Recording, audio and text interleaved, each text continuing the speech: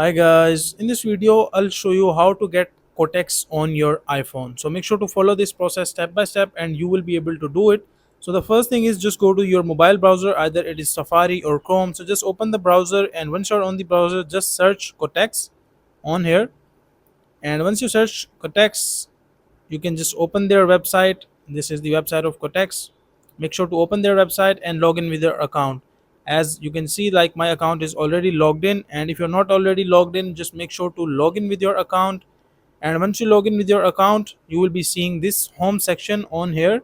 And from here what you can do is just click this share button in the middle of the screen, like on the lower part. Just click this share button, and once you click this share button, scroll down.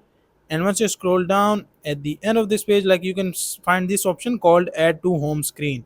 And once you click on add to home screen, they will ask you like to write down the name. So that is by default written Quotex, so do not change it, and change it if you want. And after that click on add, and once you click on add, as you can see, like Quotex is added into my home screen.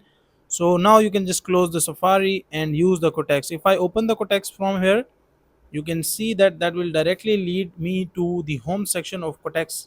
As you can see, like I can use everything, three dots, my account and all the details. I can do trading and whatever I want to do, I can do from here. And you can just close this application from here, and if you want to open it again, reopen from this bookmark. So that is a simple and easy process of how you can get Quotex in iPhone.